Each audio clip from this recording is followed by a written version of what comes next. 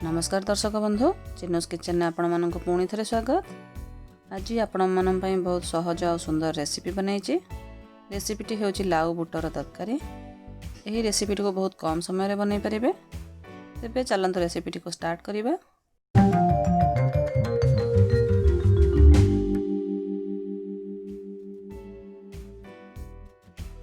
यही रेसिपी मुझे नहीं बुट डाली गोटे कप या अधघंटा पूर्व भिजे देती। लाउ गोटे काटिकी नहीं। मसला मुझे नहीं पियाज गोटे मीडियम साइज रसुण 6-7 पाखुड़ा, अदा गोटे इंच, फुटण सुखिला लंका मुझे नहीं छुंक देवाई, चिली पाउडर हाफ चामच नहीं, गरम मसला पाउडर हाफ चामच नहीं, आ किसी फ्रेश धनिया पत्र को नहीं। प्रथमे मुझे पियाज रसुण अदा को छेची देती। देखो एमती छेचिकी नहीं जाइए। एबे गैस ऑन कर प्रेशर कुकर को बसई दूचे। कुकर गरम हो गले 2 टेबल स्पून रिफाइन तेल दे दौचे। आपण माने सरसों तेल मध्य दे परिबे।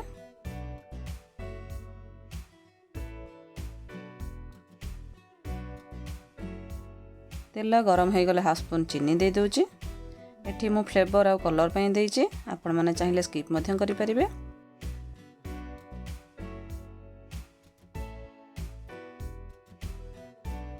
देखंतु चीनीटा कलर एमती हो गले एथिरे सुखिला लंका फुटण पकईदबा।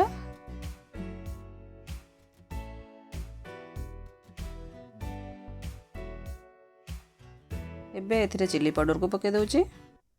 तापर एथिरे छेचिकी रखिथिबा मसला को पकई देबे।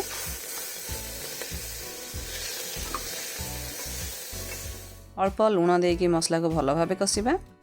मसलार कंचा स्मेल जीवा जाए कसिबा। 10 ରୁ 15 मिनिट जाए कसिबा। एबे मसला भल भाबे कसी हो गलानी। एबे एथिरे मु गरम मसला को पकई दउची।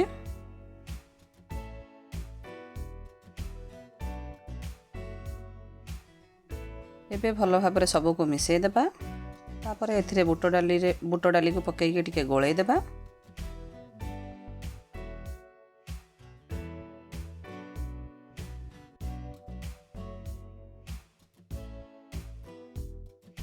तापर लाउ को दे देबा।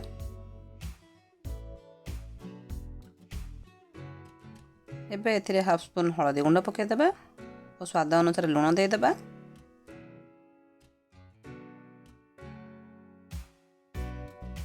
एबे सब को भल भाबरे गोळई की मिसई देबा।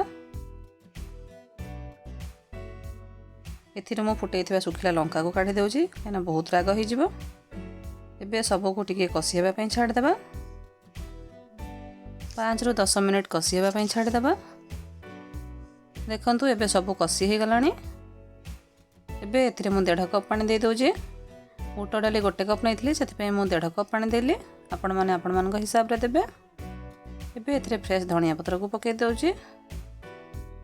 एबे एथिरे फ्रेश धनिया पत्र को पकई कवर दे देबा।